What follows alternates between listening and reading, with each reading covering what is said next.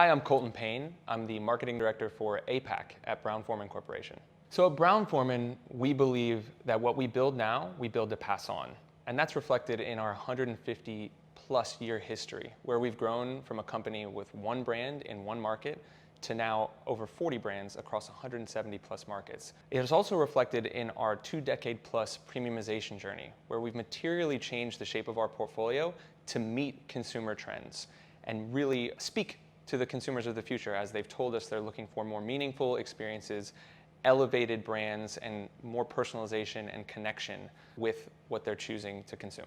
With the advent of things like e-commerce, with the change in the way consumers are engaging in the on and the off-premise, we have to make sure that we have the right brands in the right places for the right consumers presented in the right way. Brown-Forman's core identity is rooted in quality, heritage, and authenticity. And we want to make sure that that's always reflected even as we expand across the globe and we bring our core values to life through our many brands. And we like to talk about operating within a global framework with flexibility for localization.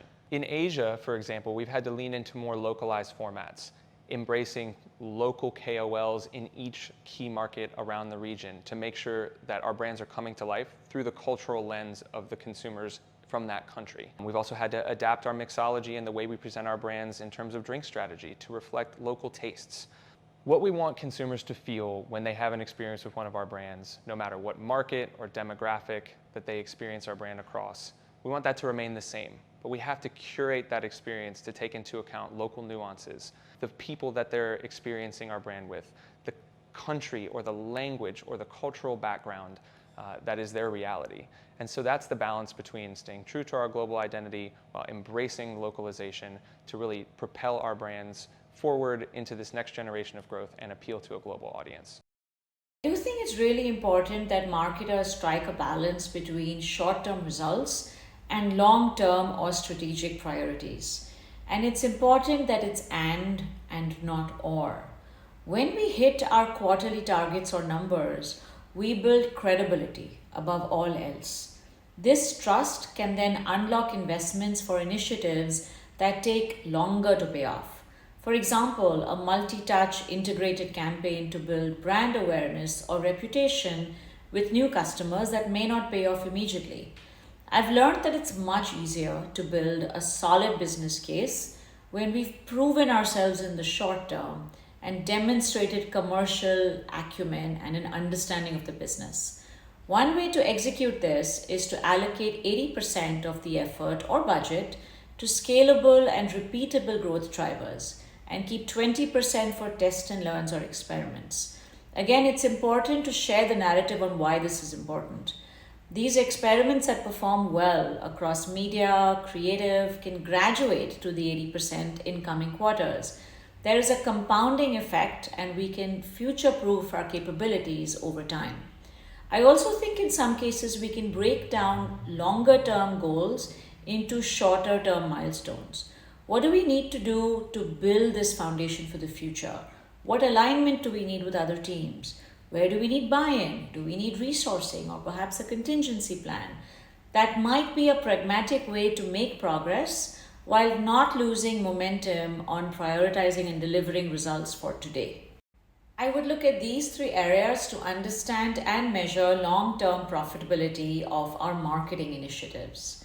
The first one I'd look at. I take a step back and understand, is our user journey optimized end-to-end across ads, social, website, landing page, app, or even e-tailers? Where are people dropping off across the journey and why? Where is our messaging inconsistent and what is this costing us? Where do we have unnecessary friction that ultimately costs us conversions and reduces the ROI of our marketing? If there's a long list of these items, we need to audit and prioritize those that have a larger surface area opportunity versus narrower ones to maximize the impact. Number 2, what percentage of our resources today are directed towards our highest value customers? These customers should be the focus of acquisition, retention, and expansion efforts. And it's important to look at the final revenue they bring in after factoring in any cancellations or discounts and the fully loaded cost of serving these customers.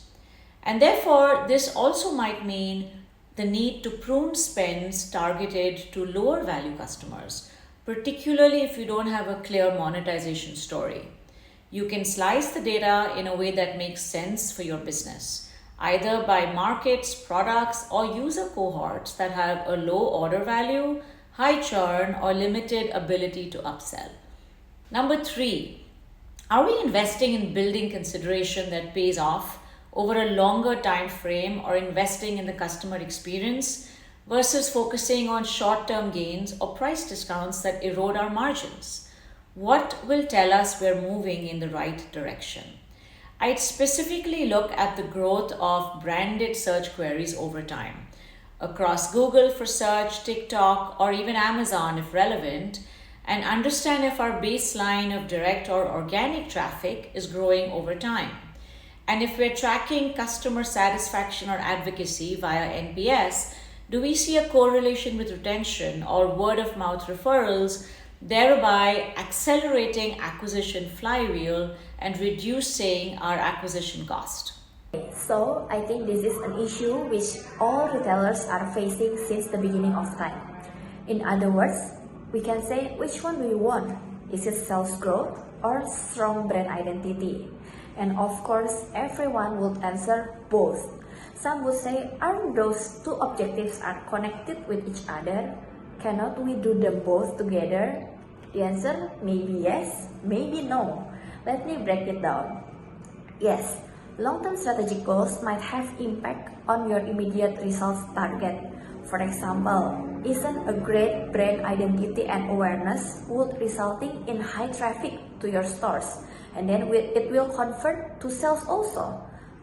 But what if we are challenged by the management with limited budget?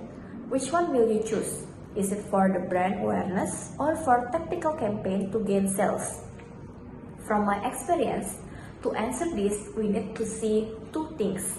The first one is the vision. Make sure everyone in the organization, including all of the team members, know exactly what we are trying to accomplish this year. And also, for senior members, it will be good to share long-term objective, for example, like 5-year strategy, so that they can start to do the second thing, which is the planning. Good planning is always the best preparation. When team members already have the vision, and why the long-term strategy matters, make sure they plan every program and activity and combine both for quick win, but also to reach the bigger vision. Because like planning, we can do the marketing calendar and other things, so we can put everything in time, but also there might come moments of trial. So sometimes you have to sprint and sometimes you have to stick to the marathon pace. Build agility into our plan so we can pivot without losing sight of the bigger picture. For me, the key to long-term customer retention is knowing your customer like knowing your best friend. Doing customer retention is one of my passion because it feels like you never stop learning and finding out new things.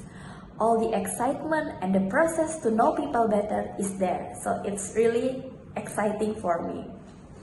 One of the marketing campaigns that significantly do the magic is special price for member, but you only need to redeem 1 point. This is a loyalty program which the name is pakai 1 point in bahasa, but it translates to use 1 point only.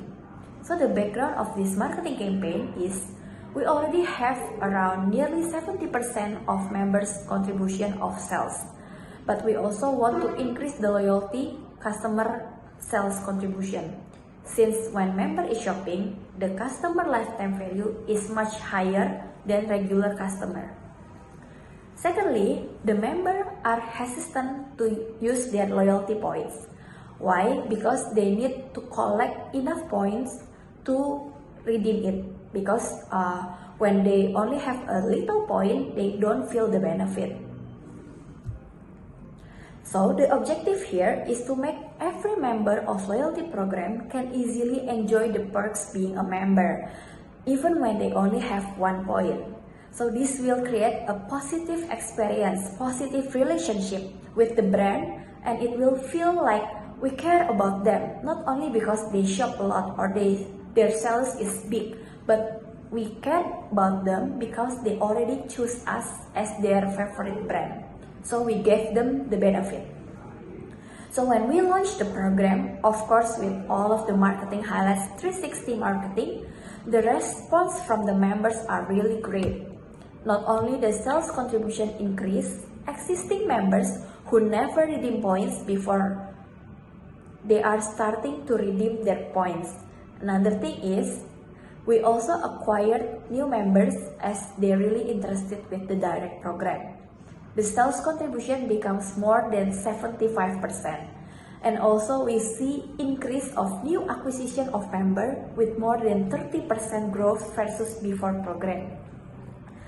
Thus, it shows when we show genuine care for the customer, for the member, it will mirror great benefit both in customer retention, customer loyalty, and also in sales.